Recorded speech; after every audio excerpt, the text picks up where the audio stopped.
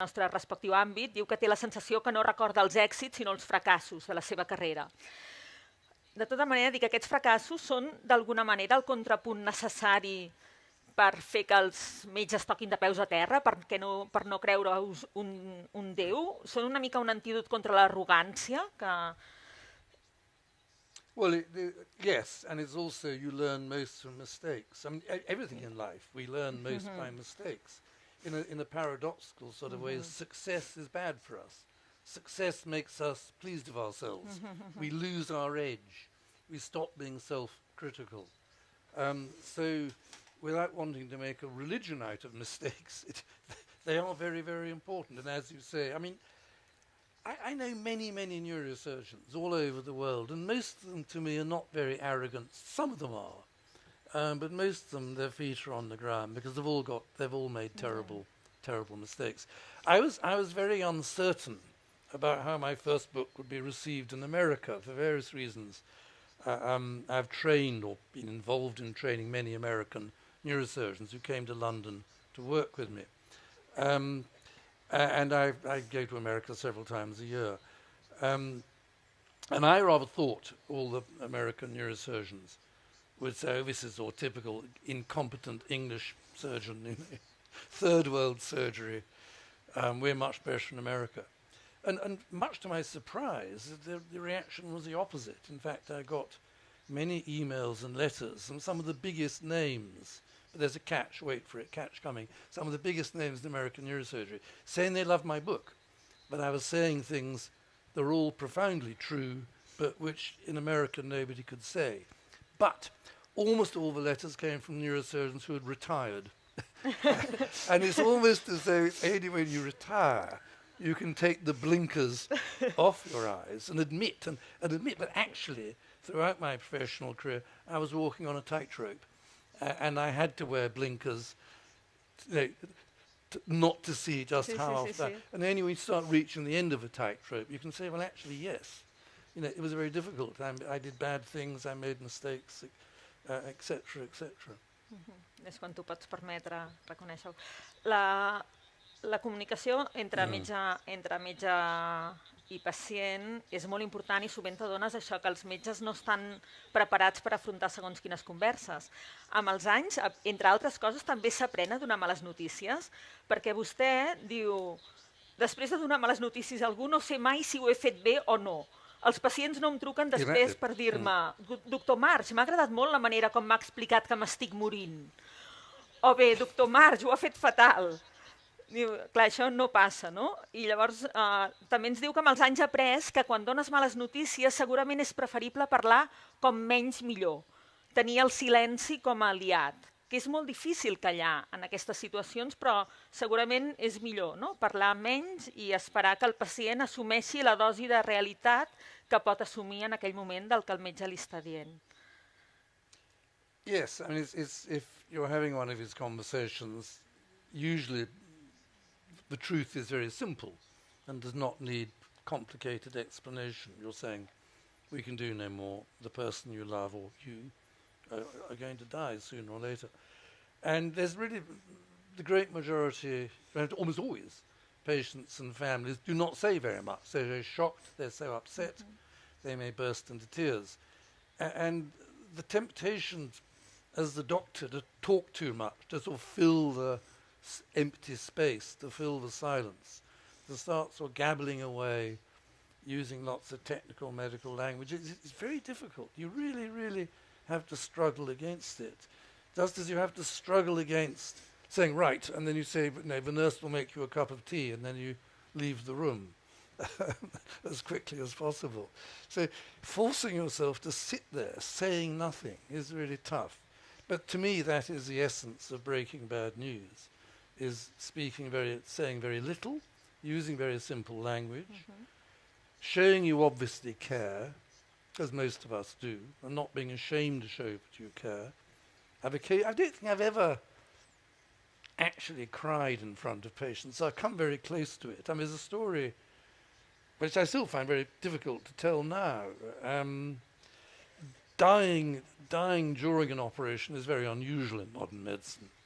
It still happens occasionally in brain surgery, and if it does, it's because of intractable hemorrhage, 1/4 of the output from the heart goes to the brain. You may not realize it, but thinking and using your brain is a very energy-intensive physical process. And I was once operating on a young girl, because I did all the pediatric work in my department for many years. In fact, with a malignant, cancerous brain tumour, so her outlook was not good. But if the operation had gone well, she would have had a few more months of life, which I'm sure the family would have appreciated. But she bled to death during the operation, that's only happened to me 3 times in my career. And I hadn't really told the mother that might happen. I mean, it's so unlikely. And I had to go upstairs and find the mother and say, well, actually, your daughter's died. And I almost burst. And she took me in her arms and consoled me because I was so upset. And even now, I find it very upsetting. And it's a forgiveness, to be forgiven in that way is probably one of the most moving experiences of my life. And it is one of the privileges of being a doctor. You can have these very intense moments of contact with your fellow human beings, who are not just members of your own family, if you're a kind, good doctor. But it hurts, it's painful, It's really difficult. But that is the price we pay for it. Vostè és molt crític també amb el sistema sanitari, amb la burocràcia que sovint ho complica tot i fa més nosa que servei. I arriba a afirmar això, diu, em disgusta tant dir a un pacient que la seva operació s'ha suspès a l'últim moment com informar-lo que té càncer i s'ha de morir. Diu, m'irrita haver de demanar perdó per coses que no són culpa meva. I insisteix diverses vegades al llarg dels 2 llibres, de fet.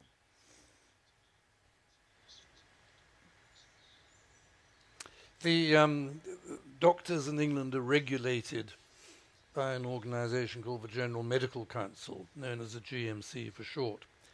So 20 years ago, it was a very small organisation with small offices and only a few members. It now employs thousands of people. It's a vast bureaucracy. Because there have been a series of high publicity medical scandals in England. I don't know if things like this get into the media in Spain. There was the mass murdering GP called Harold Shipman. There was a whole series of scandals in hospitals, patients dying, being treated badly. And then the politicians say something must be done about this. So there's more and more regulation is introduced. And one of these is about mistakes. And the official guidance now from the General Medical Council, which in a sense I agree with, is whenever a mistake is made, an apology must be made. And the apology must be both spoken and in writing. And it's the duty of the senior doctor to make the apology, even if it wasn't his mistake. If it was a nurse and I tell the story in one of my books of a patient who died really because of a simple nursing mistake. But I had to say sorry to the family, and I was very upset. But then the General Medical Council very helpfully say, having said an apology must be made, it's the duty of the senior doctor, and then it says, well, for an apology to be meaningful, it must be genuine. Not seeing there's a slight contradiction, but an apology is both compulsory and genuine at the same time. So the question is, how do you square that circle? Well, of course, you square that circle if the senior doctors actually feel in control of what's going on. And as I said earlier, there's less and less of that, both because of its more and more regulation, because medicine has become so politicized in England, and because of the lack of money. Benjamin Franklin, the great American, famously said, there are only 2 certainties in life, death and taxation. To which I would add, you can't have more of one without less of the other. And the problem in England and other countries is that politicians don't want to put taxation up, because then they'll lose the next election. But everybody wants better health care. So how do you solve that problem? Well, you keep on saying more organisation, better management, management consultants, introducing markets. None of these things seem to work very well. There's a children's game called musical chairs, where you have a number of chairs in the room, and the children run round the chairs to music, and then the music stops, and all the children have to jump on the chairs as quickly as possible. and there's always one less chair than the number of children. So each time the music is played, another chair is taken away. And it seems to me, as said in England, that the healthcare has become rather like the game of musical chairs, where the government keeps on changing the music. They recently changed the entire orchestra, but they haven't actually changed the number of chairs. And there are too many patients chasing around a lack of beds, lack of resources, because they won't put taxation up. And there's no easy answers to that. Though I'm told now, the opinion polls in England show more and more people say, well, yes, we would be willing to pay more taxation if healthcare was better. Having said that, though, in all international comparisons in terms of cost effectiveness, the National Health Service comes out on top for what we get, for the amount of money we put into it. It does very well. Again, America's another case. America's a basket case. But, having said that, American medicine at its best is the best in the world. But, it's only a small part. Ha explicat abans això que el seu fill el van operar de petit d'un tumor cerebral i de fet ha dit que no sap com hauria estat la seva vida com a metge sense aquesta experiència. És a dir, que haver viscut aquesta experiència com a pacient, com a familiar, com a pare del pacient, va ser una part important de la seva formació. Dic, alhora ser metge i pacient alhora també és complicat perquè vostè ens ho confirmen els llibres quan diu quan els metges es converteixen en pacients ja saben que els metges que els tracten són fal·libles i si la malaltia és mortal no es poden fer il·lusions respecte del que els espera. Són perfectament conscients que sovint es donen desgràcies i que que els miracles no existeixen, no? I vostè diu, no em puc ni imaginar què pensaria o sentiria si sabés que un tumor maligne ha començat a destruir-me el cervell.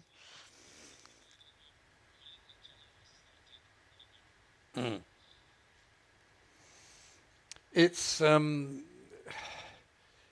as you get promoted up the medical profession, as you climb up the ladder, the final accolade, the final reward, apart from operating on members of the royal family, which I wouldn't want to do anyway, is to operate on fellow doctors. If that's when you operate on members of your own tribe. And the funny thing about that is that, when you have doctors as patients, if things go badly, they're much less likely to complain or sue you because they understand. But we feel much more anxious treating fellow doctors because our normal professional detachment has broken down, because we feel we identify with them. So that's quite striking. When I became a patient myself, like many doctors, am I a hypochondriac? I don't know, but I was always terrified of becoming a patient, and then I developed retinal detachment in one eye and then the other eye, and was at risk of losing at least one eye. And I'd always assumed I'd be terrible as a patient. One of the things that rather disappointed me and upset me about being a doctor was I saw terrible things at work. I saw awful, horrible things happening, particularly to children. And so many of my patients were younger than me and were dying. And I thought, well, really, I should have learned some wisdom from that. And yet, I went through a traumatic divorce that almost drove me mad. I would be bothered about my bank balance, trivial things like that. And I was rather disappointed. I felt I'd learned nothing from seeing all the human misery you see as a doctor. But much to my surprise, when I became a patient myself, I had to walk down to the operating theatre to have eye surgery, major eye surgery, where the inside of the eye is sucked out and then filled with gas and all sorts of things done to it. I had been offered the operation under local anaesthetic, but rather to my surgeon's relief, I said, no, thank you. The idea of having 4 large needles stuck into my eyeball did not appeal. But I remember walking into the anaesthetic rooms, and I thought it was terribly funny, I am now the patient in sort of paper knickers and a sort of silly gown which does up at the back. For the last 30 years I've been walking in, I'm the man in charge, now I'm the victim. And I thought, this is really funny. And I thought, Marsh, you have no right to feel anxious. It's compared to what your patients go through with brain tumours. And I specialised in operating on brain tumours under local anaesthetic. And I didn't feel anxious at all. I was most surprised. So I was a much, much better patient than I expected. So I think I had gained some perspective. I knew I was lucky, actually. This was just, although yes, I might go blind in one eye, the risk was fairly small.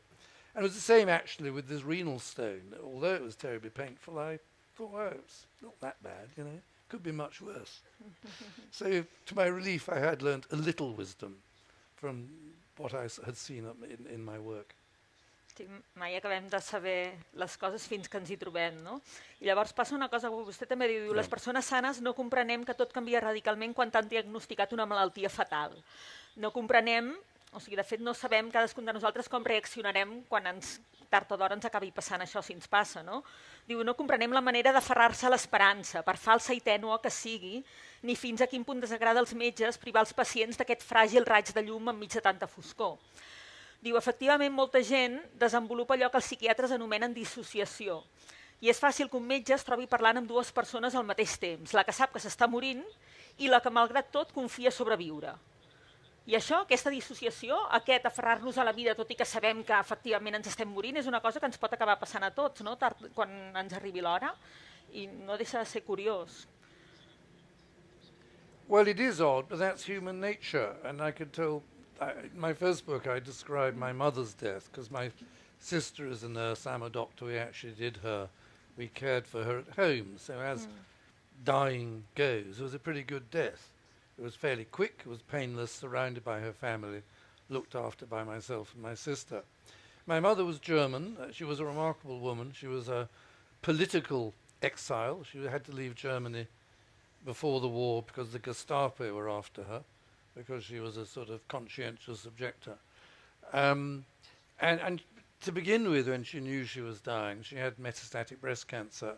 She could talk quite openly about it and plan her funeral. But towards the end, she started talking sometimes as though she wasn't going to die after all. And she developed this sort of split consciousness. And a very close friend of mine is like me, originally went into medicine late, funnily enough, did politics and philosophy at Oxford University like me, then became a war correspondent for British television, and then became a doctor. She and I worked as a palliative care doctor for dying patients in a hospice. But her father was a GP, and she was very close to him. And he died from colon cancer in a poor way. But he'd always said to her, look, I don't want to die slowly. When the end comes, please help bring the end more quickly. But then when it actually happened to him, he never raised the question, and he gradually faded away and didn't want to talk about it again. So as I said, we really don't know how we'll react until it happens to us. And although we're all the same in death, there are many, many, many different ways of dying, and you cannot generalize about it. It can be quick and painless, it can be slow and painful, all sorts of different ways. You can't tell in advance. L'única certesa és que tots morirem, no? No sabem com, però... Yes. Ara tindrem l'oportunitat que li feu preguntes, per tant aneu-hi pensant perquè passarem un micro per aquí. Em volia fer una última i després us cedeixo la paraula a vosaltres. Això que ja he comentat una mica, que semblaria que ser neurocirurgià, que tenir una feina tan propera al sofriment i a la mort, t'ha d'ajudar a relativitzar els petits problemes de cada dia teus, però vostè diu que no, que això no li passa. Diu que qualsevol creuria que ser testimoni de tants sofriments i dolors et pot ajudar a mirar els teus problemes en perspectiva, però ni parlar-ne.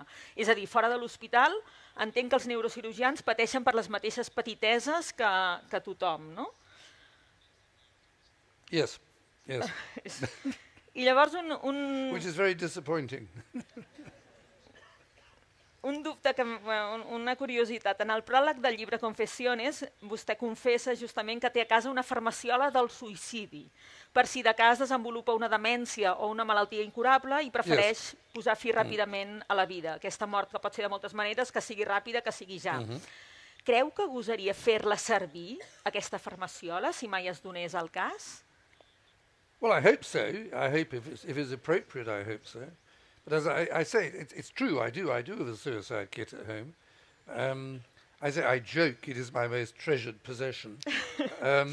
And I joke, but trouble is it doesn't come like vegetables in the supermarket with a use by or best by date on the tablets. So, but if it's appropriate, I hope I'll have the courage to do that. The idea of being a burden, my father died from Alzheimer's disease at an age of 96. He was a very great man. He was one of the founders of Amnesty International, one of the first sort of international human rights lawyers. I thought law was very boring when I was young. Only now do I realize how the rule of law is totally fundamental to civilized modern life. But it was pretty painful seeing him decline. He ended up a mere shadow of the man he was. I couldn't have killed him, even if I'd had an injection. He was better off. He died far too late, but all you can do is just watch it. But with some people, now increasingly we can diagnose the onset of dementia when people still have what we call mental capacity. They can make a decision. And I know a retired psychiatrist in London who does reports for Dignitas, for English, and he tells me he's had quite a few senior English doctors who had been diagnosed with early Alzheimer's. And he did reports saying they had mental capacity. And they then flew to Zurich and died there. So it is possible. I don't think it applies to many of us. And again, coming back to the question of assisted dying is not about killing hundreds and thousands of old people with dementia. It's not about that. It's about the small number of people who know what's happening to them in the early stages or have untreatable cancer or motor neurone disease, things like that, and want to make a free decision of their own. It's getting away from the paternalism of traditional medicine, where doctor knows best. When it comes to our own lives and the prospect of our own death, we are the only people who can make that judgment. Not priests, not lawyers, not doctors. And that's what the question is about. There is the great majority of people in England, according to opinion polls, are in favour of it. As you know, it's been available for many years in Holland and Belgium and Switzerland and other countries now as well. And there's a very small, noisy opposition to it. The members of Parliament have rejected it because they're frightened and anxious. And of course the opposition is mainly from people for religious reasons, but they have to, because England is not a religious country any longer, they have to claim it's for other reasons. They say that it will be abused, that greedy children and grandchildren will force their grandparents to take the suicide pill. This strikes me as highly unlikely. If the relationship is so bad between the parents and children, it seems unlikely to me that the parents will be persuaded to commit suicide to suit their children. But they come up with endless arguments like that, which I don't think have any validity at all. So I think it will come. I think it's like suicide was... I mean, it's strange. Suicide is not against the law, so why should it be against the law to help somebody do something but it's not against the law? I mean, it needs some justification. But 100 years ago, suicide was against the law. Then homosexuality was against the law. Now we have gay and lesbian marriage. I think assisted dying is that same sort of thing. It's a question of overcoming traditional faith-based prejudices. Que no deixa de ser un tema complicat, l'eutanàsia. Oh, Teniu yes. preguntes, no? És que a mi m'enlluerna la llum i no veig. Sí, doncs...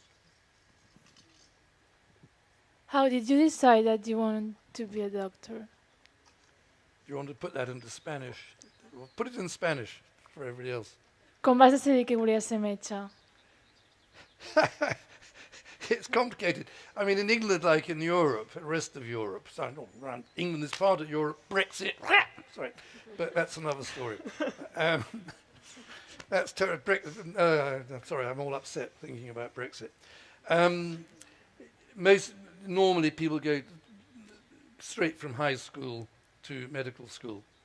In America and Canada, which I think is actually rather better, everybody goes to university first. They do a college degree, they don't go to medical school until they're at least 22 or 23 years old. So I was rather unusual in that I'd been to Oxford University and studied politics and economics mainly. The short story is that I fell unhappily in love, inappropriately. It was very embarrassing. I couldn't cope with it. And I ran away. I wanted to kill myself. And I ran away from Oxford and worked in a hospital for complicated reasons as a porter, as a cleaner in the operating theatres, writing really bad second-rate poetry, which I'm glad I've destroyed. While I was there, this is up in a mining town in a working-class area of the northeast of England, I decided I did want a middle-class professional career after all, and not be a poet or artist or anything like that. And I wanted to be a surgeon. I always liked using my hands. And I found surgery fascinating. And I was very lucky that Oxford University said, well, you can come back and and work for your degree. And I was very lucky that both my father and my first wife gave me financial support so I could go to medical school. So that was it. And I think when I look back on my life, so much of what happened to me was a combination of luck and due to the kindness of other people. Again, when I look at all the privileges I've had, to have had the parents I had, the education I had, to live in England in the 1950s and 1960s, it seems somehow that my own contribution has really been very small. And it's not dissimilar to the problem with neuroscience, that some people say our conscious self is a sort of shadow. Everything's been decided by our brains already, and we don't really, free will does not exist. And it's a similar problem when I think about the course of my life and how lucky I was to have had the DNA I had, the personality I had, etc., etc. But so I find that I can't quite accept that. I still like to think that free will determination is important.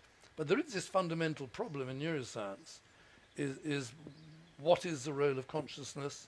How does consciousness arise out of physical matter? And of course, the simple answer is we don't know. But sorry, that's not an answer to your question. Anyway, that's why I became a doctor. And I've no regrets about it at all. I still think it's a big privilege, but I think the next generation of doctors, certainly in England, have a much more difficult time than people like me.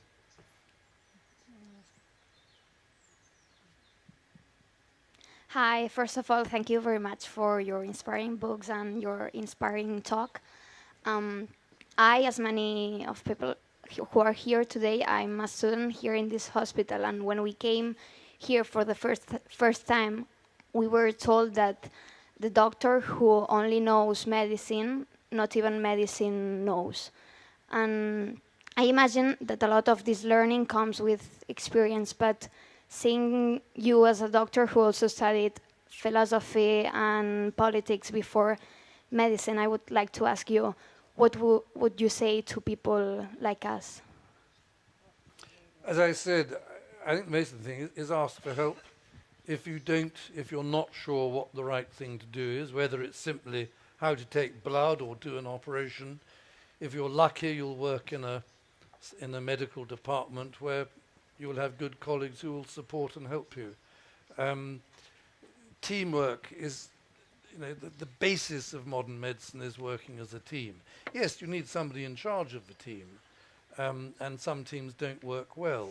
Leadership of a team is very important. But I think not to feel bad about not knowing, that if you're not sure, don't feel bad about it. And one big advantage people have now is you have the internet to look things up. When I was a young doctor, you had to go to the library. There were all these enormous bound journals. Usually the one you wanted was never there. And it really was very difficult. But now all the information you need is at your fingertips. And I'm sure as part of your medical training, you can negotiate the internet, and you know which websites are worth believing and which aren't. So that, I think, is a big advantage. So don't feel bad about not knowing, is my advice, and don't hesitate to ask for help. In terms of the politics and philosophy, I don't think that in itself helped me. I think what did help me become a writer was the fact I had a very good education in writing at Oxford University. The system was and still is. I would have to write 2 essays every week, take them to my teacher, and then read them to him, and then we'd discuss it. I very rarely went to lectures. So I learnt to write. The trouble now with a lot of modern medical education is it's all multiple choice questions and short answers, and good writing is all about thinking clearly and knowing what you want to say and putting it as simply as possible. So I think that was where it was a big advantage of having done a different degree before I did medicine. Bueno, gràcies per la conferència. En principi, dos o tres reflexions. La primera és que sembla que s'ha dit que n'hi ha molts errors mèdics. Si contem tots els actes mèdics que es fan en un dia a tots els hospitals de Catalunya, els errors penso que són pocs. Després, està d'acord amb el que diu el doctor, no? que hi ha un problema de comunicació i això com s'aconsegueix? Amb tenir més temps. Els metges no tenim temps per controlar i per comunicar-se amb els malalts. Moltes vegades a un malalt, quan li dones la primera notícia, es queda només amb un 15% de la informació que li has donat. Li tens que donar un altre dia. Aquest altre dia potser suposa tenir que citar-lo d'aquí 15 dies. D'aquí 15 dies no, té que ser la setmana següent. La setmana següent tens 40 malalts per veure'l en tot un matí. Després calen fer també diners. Diners falten per tenir i oferir tot el tractament que podem donar. Actualment estem donant tractaments bàsics de 3.000 euros al mes per perllongar potser 12 mesos a la vida d'un malalt. Però això és important, perquè el malalt et diu gràcies, perquè gràcies a aquest tractament que és tan car, que vostè em diu que és tan car, estic guanyant qualitat de vida. Diferenciar entre quan és una qualitat de vida o quantitat de vida és molt difícil. Per què? Perquè no són déus. Amb la qual cosa el malalt se li té que parlar, explicar amb humanitat, i això és important, i això s'aclareix amb el temps. Això no s'explica a les facultats. No, I agree with all that. The answer is, it is difficult. And these communicating well takes time. And as you say, we often don't have that time. In my outpatient clinics in London now, I have 20 minutes for each patient. And to explain to somebody with back pain actually is quite difficult because there's nothing to be done. Lifestyle, to do that in 20 minutes is almost impossible. But all one can do is try. One can try one's best, but know that often one will fail. The important thing is to try, rather than take the excuse and say, I'm not going to bother at all. But as you say, we're doomed often to fail. But then again, in terms of mistakes, there's no question of the fact that the first step to making things better is to identify a mistake, and maybe one can do things about it. So there's much talk in England about we must work in a guilt-free culture like the aviation industry, where there's no guilt or shame attached to saying I made a mistake. But one must try to establish, at least in my own surgical department with my trainees, we meet every morning and discuss the work. And I always try to set an example by talking about all my mistakes in the past and things like that. How much effect it will have on them, I don't know. One can only try. But as you say, it's very difficult, and I think it's getting more difficult in many ways.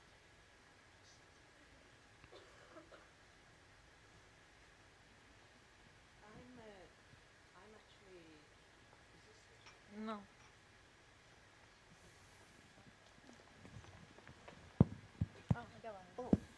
Hello? Ooh, right. I'm lucky enough to actually work in this amazing environment here in Sao Paulo. And it always bowls me over that the architect Dominique Muntaner had the vision, the amazing vision, that actually environment also had a really big impact on the healing process. Now, he was maybe lucky in some ways. He was designing this building when the humanistic side of medicine still was really maybe priority, and the mechanistic part hadn't maybe taken over. Now, I should maybe help you understand where I'm going with this question by saying I work for an amazing foundation who are collaborating both with the San Pau, the foundation, and the hospital. And there's a Catalan foundation, very new, called Calida, but we're actually part of Maggie's international network, and Maggie's is a UK charity that gives cancer support to patients and their families and friends. And these are small domestic buildings right in front of what is a huge hospital. And you compared hospitals to prisons. I always think of them as being quite like airports, because it's about processing as many people as possible, as fast as possible. So Maggie's create these little small domestic buildings that are like comfortable, a complete contrast. They're back to the human scale. But I think you're also interested in environment, and you've thought about how to help reduce patient fear and communication with patients by helping reducing the impact of that clinical environment. Can you tell us a little bit about how you feel about that? I feel that's it's something very, very close to my heart. If you actually asked me in the closing stages of my career what I'm proudest of, I've achieved, I'm proud of the books, but I actually was able to create a rooftop garden immediately next to the 2 neurosurgical wards in my hospital by mistake.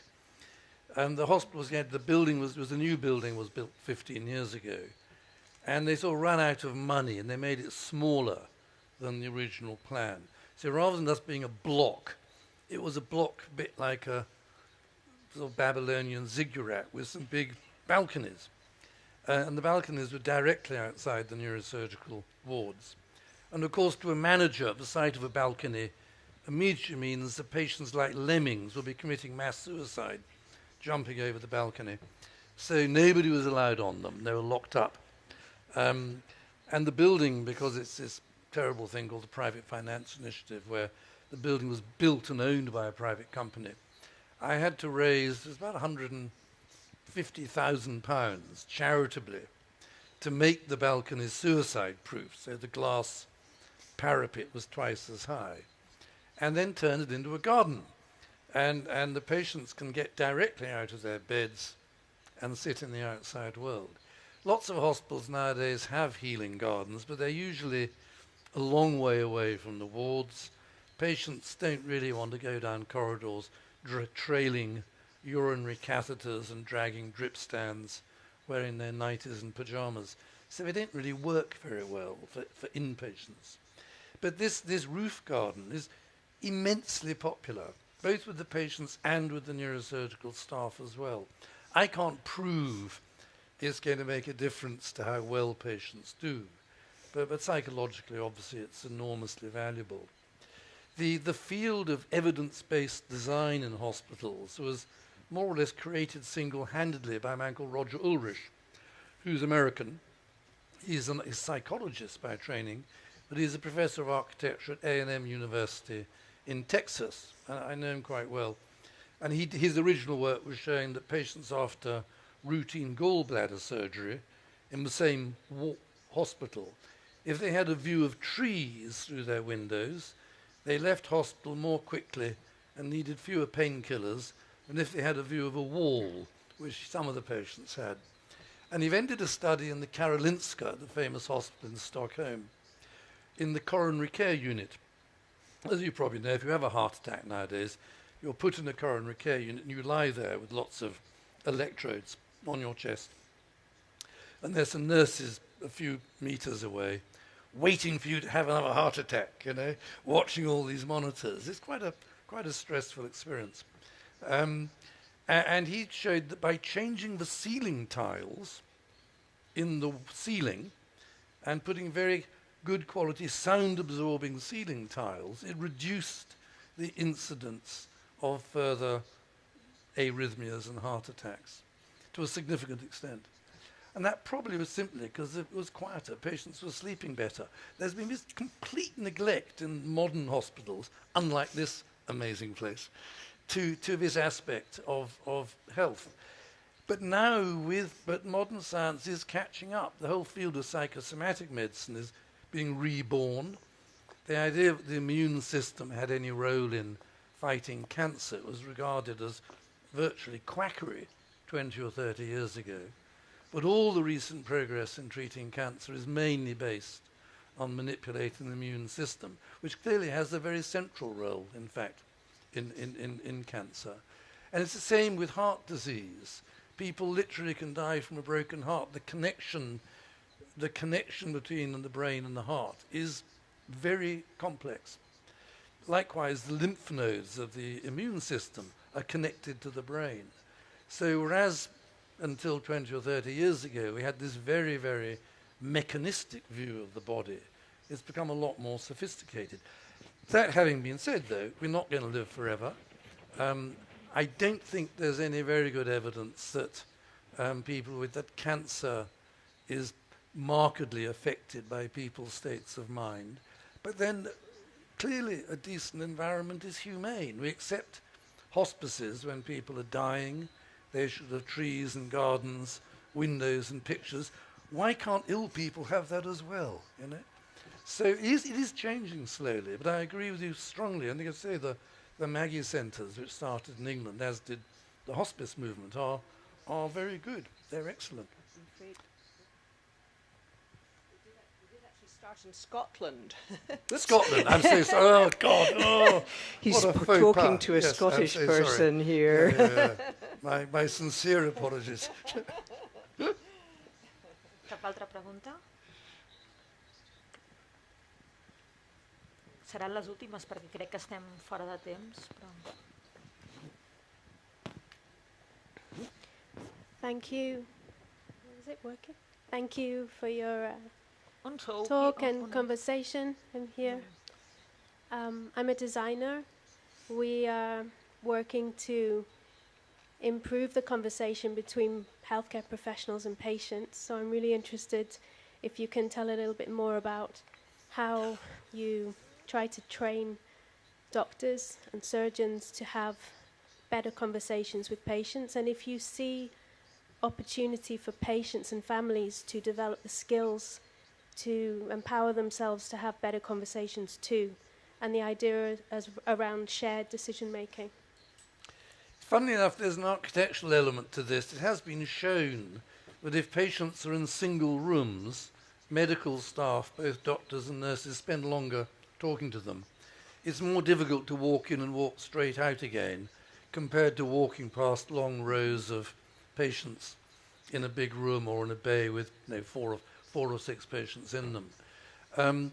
I've never been involved in teaching communication skills on a course as such.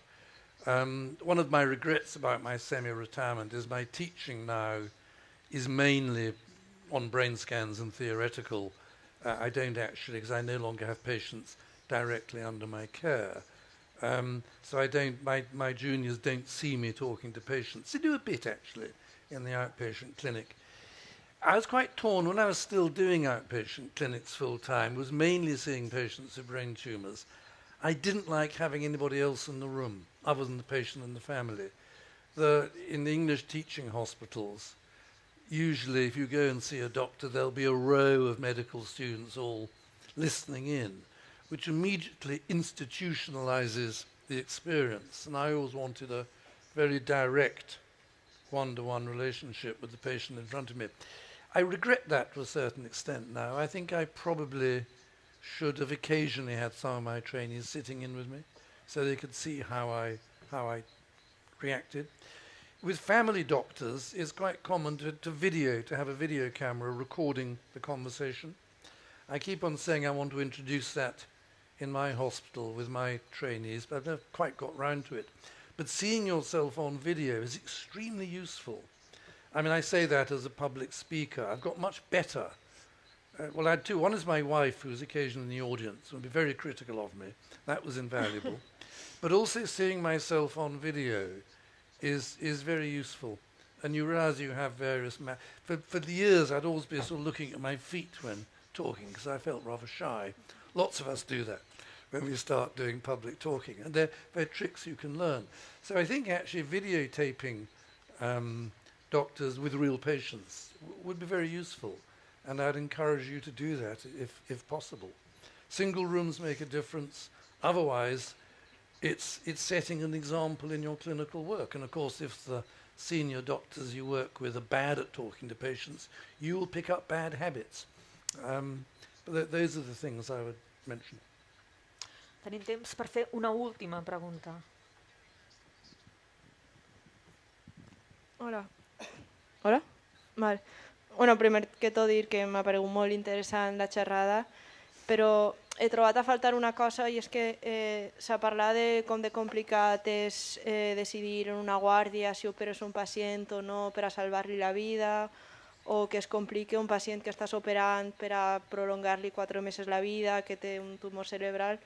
Però a mi, jo soc resident de neurocirurgia i el que em pareix més complicat són pacients que, estic pensant en pacients amb aneurismes cerebrals completament asimptomàtics, que són una troballa que s'han fet perquè tenia una migranya o qualsevol cosa i, venen a la consulta, al final s'indica la cirurgia, però que moltes vegades va bé, però compten frontes a un cas d'un pacient que entra al quiròfan intacte i de vegades sorten algun dèficit o alguna cosa. A mi personalment són els pacients que em pareixen més complicats perquè venen a la consulta perfectes i de vegades no surten perfectes i és una de les coses que em pareix més complicada a mi la relació del pacient, el metge amb un pacient que ell tampoc es considera del tot pacient perquè ell es troba perfectament.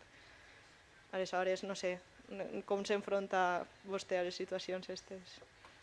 It hurts is the answer, and that's happened to me many times.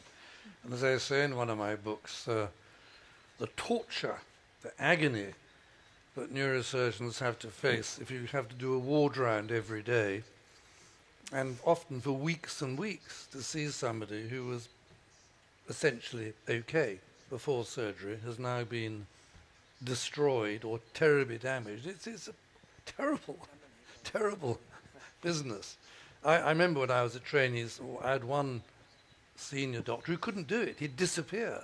And I remember there was a paralysed child lying in bed, and the parents said, where is Dr. So-and-so? And I said, well, he's busy. It was very embarrassing.